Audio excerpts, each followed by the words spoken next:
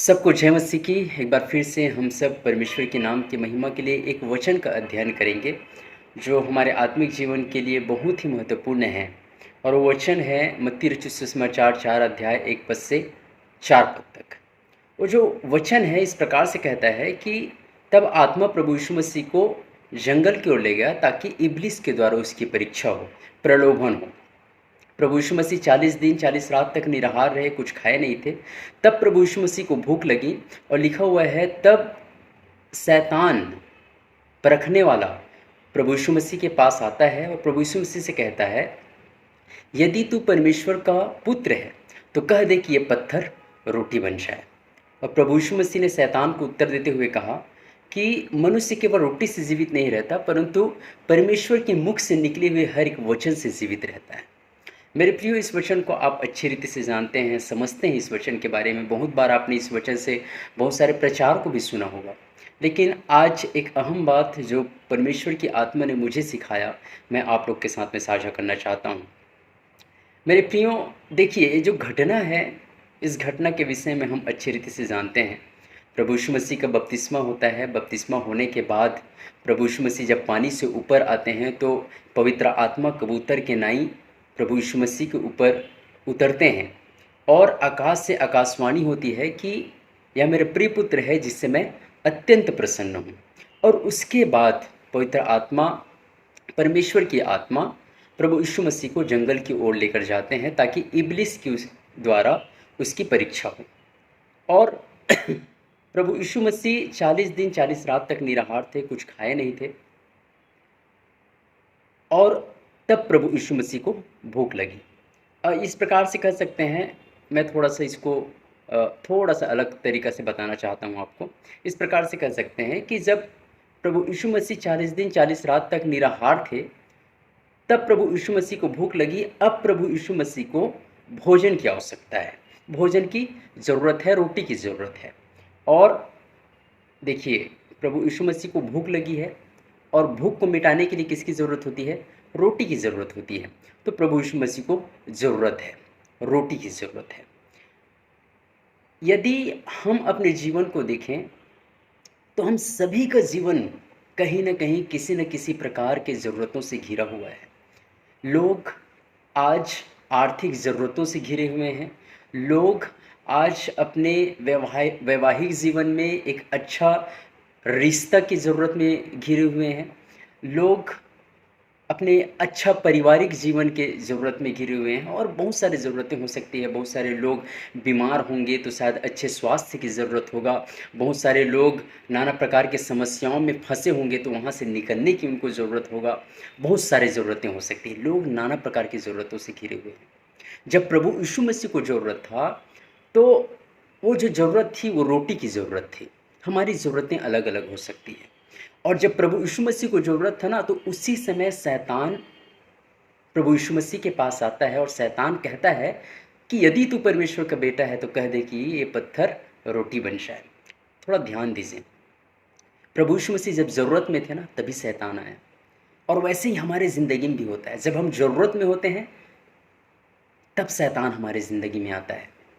तब हमको फंसाने की प्रयास करता है, हमको प्रलोभित करने की प्रयास करता है, हमको परमेश्वर से अलग करने की प्रयास करता है।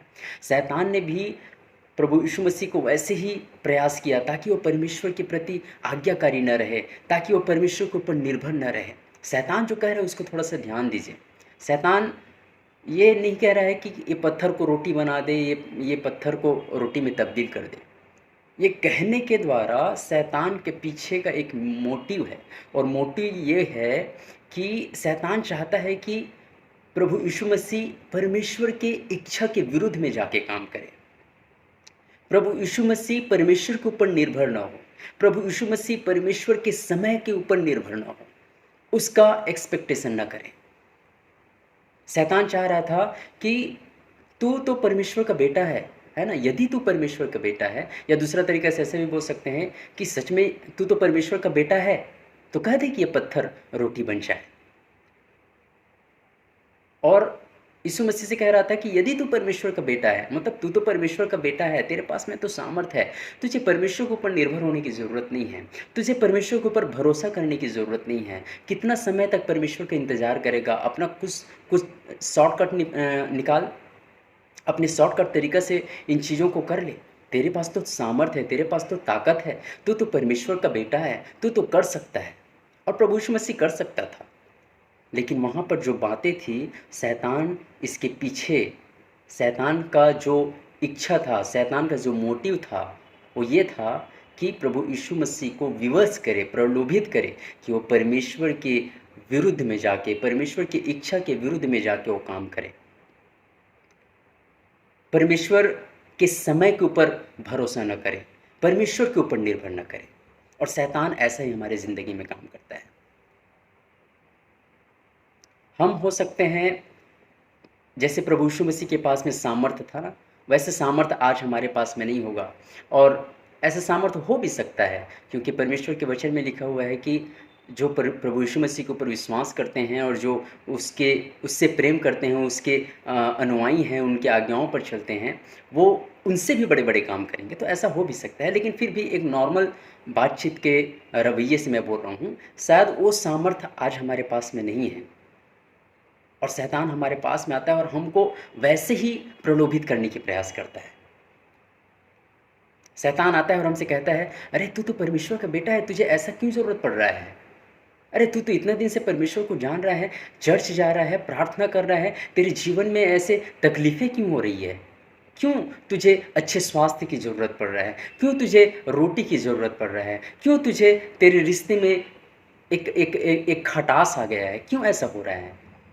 तू तो परमेश्वर का बेटा है, तेरे जीवन में तो ऐसा नहीं होना चाहिए, तेरे जीवन में किसी प्रकार की कोई ज़रूरतें नहीं होना चाहिए, लेकिन ऐसा क्यों हो रहा है? ऐसे बातें हमारे मन में शैतान डाल सकता है। और जब ऐसे बातें हमारे जीवन में होती है, तो शैतान हमको खींचने की प्रयास करता है।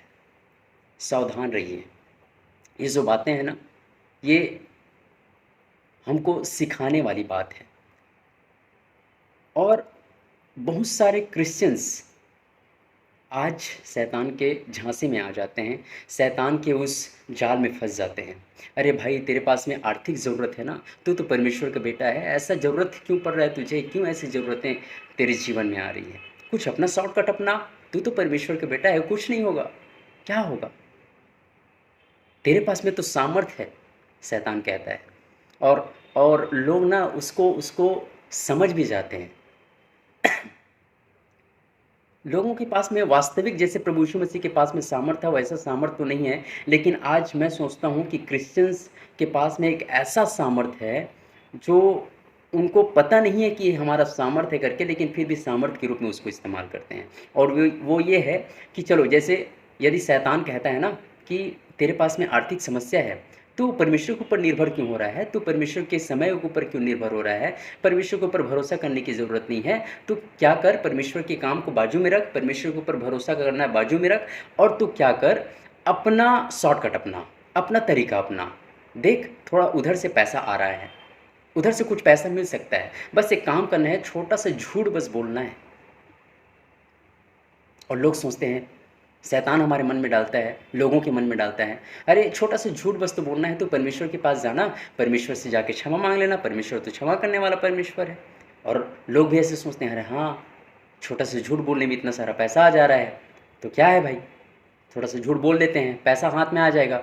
परमेश्वर तो हमारा दयालु परमेश्वर है, कृपालु परमेश्वर है, रहम करने वाला परमेश्वर है। जाएंगे, रोएंगे, घुटना टेकेंगे, परमेश्वर से प्रार्थना करेंगे, परमेश्वर हमको क्षमा कर देगा। ये जो भाव है ना, ये लोगों को ऐसा लगता है कि ये हमारी सामर्थ है। और शैतान हमको यही अवगत कराता है कि ये तेरी सामर्थ है। थोड़ा सा बेईमानी करके कुछ पैसा हासिल कर लो, थोड़ा सा बेईमानी करके परमेश्वर की इच्छा के विरुद्ध में जाके कुछ काम कर लो, जिससे तुमको कंफर्ट मिले, तुम्हारा लाइफ कंफर्टेबल रहे। क्या होगा? कुछ नहीं होगा। परमेश्वर के पास जाना, परमेश्वर से क्षमा मांगना, वो परमेश्वर क्षमा कर देगा। आज क्रिश्चियंस इस चीज़ को एक सामर्थ्य की तरह इस्तेमाल कर रहे हैं,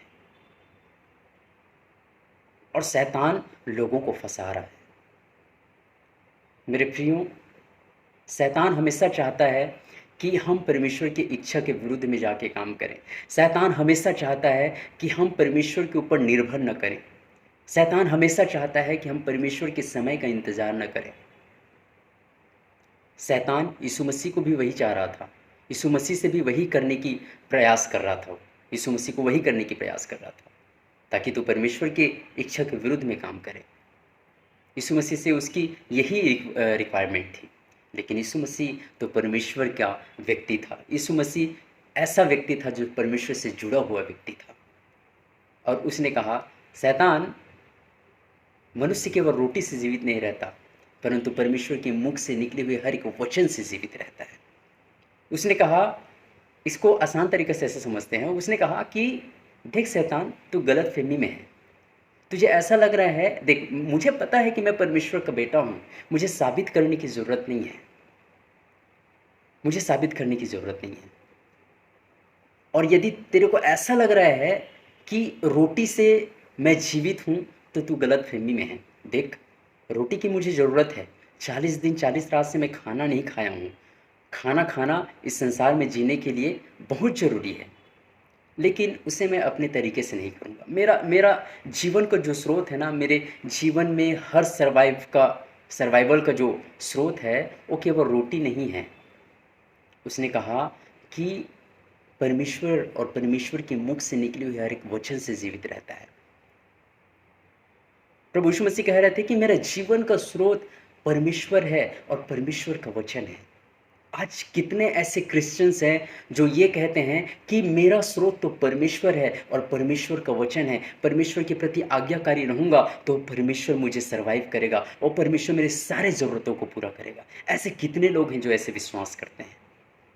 मेरे प्रियो, आज आप इस बात को जान लीजिए, इस बात को समझ लीजिए, यदि आप रोटी को, सांसारिक सामग्री को, सांसारिक चीज़ों को, धन दौलत को अपने जीवन का स्रोत मानते हैं ना, तो आप बहुत बड़े धोखे में हैं। आप जीवन को प्राप्त नहीं करेंगे। लेकिन जो व्यक्ति परमेश्वर को और परमेश्वर के वचन को अपने जीवन का स्रोत मानता है ना, वो व्यक्ति जीवित रहेगा। वो व्यक्ति जीवित रहेगा। देखो, मैं आपको बता रहा हूँ परमेश्वर के वचन से। एक व्यक्ति परमेश्वर के वचन को जो अपने जीवन का स्रोत मानता है, परमेश्वर को अपने जीवन का स्रोत मानता है, उस व्यक्ति के लिए 3 साल के अकाल में भी परमेश्वर उसको भोजन दे सकता है, कौमों के माध्यम से। पूरा देश अकाल से पीड़ित है, पूरा देश भूख से पीड़ित है,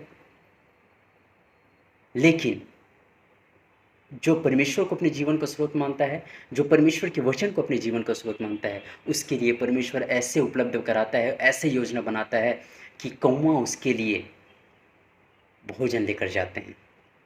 यदि आप अपने जीवन में परमेश्वर को स्रोत मानते हैं, तो परमेश्वर आपके लिए योजना बनाएगा। परमेश्वर आपकी ज़रूरतों को पूरा करेगा। दानियल परमेश्वर को अपने जीवन का स्रोत मानता था, परमेश्वर के वचन को अपने जीवन का स्रोत मानता था। भूखे शेरों के मान में भेज दिया गया, लेकिन कुछ हुआ? कुछ भी नहीं हुआ। परमेश्वर वहाँ पर थे सर्वाइव करने के लिए, उनको बचाने के लिए। शद्रक, मेशक, अबेदनगो परमेश्वर के वचन को और परमेश्वर को अपने जीवन का स्रोत मानता था।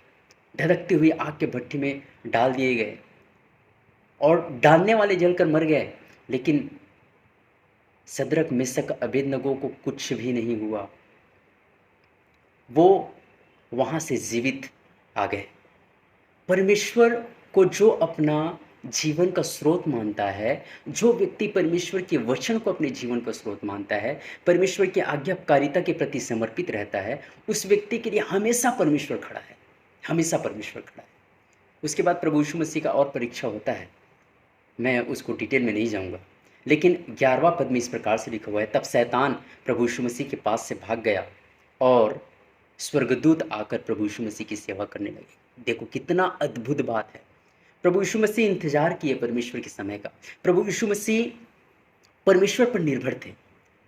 प्रभु यीशु मसीह का जीवन का जो स्रोत था ना, वो परमेश्वर का वचन और परमेश्वर था, और परमेश्वर ने उसके लिए एक समय ठहराया था। और स्वर्गदूत आकर उसकी सेवा करने लगे। जब आप अपने जीवन में परमेश्वर को अपने जीवन का स्रोत मानेंगे, जब आप अपने जीवन में परमेश्वर के वचन के प्रति आज्ञाकारी रहेंगे, अपने जीवन का स्रोत परमेश्वर के वचन को मानेंगे, परमेश्वर नियमित समय में आपके लिए सब चीज़ों को उपलब्ध कराएगा। मत सोचिए कि मेरे जीवन में ऐसे समस्या आ गया है, ऐसे स्वास्थ्य की ज़रूरत है, अच्छे स्वास्थ्य की ज़रूरत है, मुझे आर्थिक समस्या आ गया है, मुझे अच्छे आर्थिक स्थिति की ज़रूरत है, पैसों की ज़रूरत है। ऐसे समय में परमेश्वर के ऊपर प्रश्न मत कीजिए, ऐसे समय में अपने मनमानी मत कीजिए, शैतान के बहकावे में मत आइए, लेकिन परमेश्वर के समय का इंतज़ार कीजिए, प्रार्थना कीजिए, परमेश्वर के वचन पर चलिए, परमेश्वर के वचन पर निर्भर रहिए। क्योंकि परमेश्वर का समय का इंतज़ार करेंगे, जब आप परमेश्वर के ऊपर निर्भर होंगे, परमेश्वर के ऊपर विश्वास करेंगे और परमेश्वर के वचन को अपने जीवन का स्रोत मानेंगे, परमेश्वर को अपने जीवन का स्रोत मानेंगे अपने जीवन के हर एक क्षेत्र में, तो परमेश्वर अद्भुत काम करेंगे, परमेश्वर अद्भुत काम करेंगे। आप गवाही देंगे लोगों के बीच में। बस हम ऐसा होता है ना कि हम परमेश्वर को काम करने नहीं देते। इसलिए इस बात को समझिए। मत्ती रचित सुसमाचार 4 अध्याय 1 और 1 से 4 पद जो हमने पढ़ा, जो हमने देखा यहाँ पर, वो हमें बहुत कुछ सिखाता है। लेकिन एक मुख्य बात सिखाता वो ये है कि हम अपने जीवन की ज़रूरत के समय में परमेश्वर को, परमेश्वर के वचन को अपने जीवन का स्रोत मानें। कमी घटी में भी परमेश्वर कमी घटी को पूरा करता है। हमारे हर ज़रूरत को परमेश्वर पूरा करता है। बस आप परमेश्वर को अपने जीवन का स्रोत मानिए। परमेश्वर आप सबकी सहायता और मदद करे, आप सबकी ज़रूरतों को पूरा करे। मैं प्रार्थना करूँगा कि आप सब अपने जीवन में परमेश्वर और परमेश्वर के वचन को अपने जीवन का स्रोत मानें। परमेश्वर आप सबको आशीष प्रदान करे। आप सबको जय मसीह की।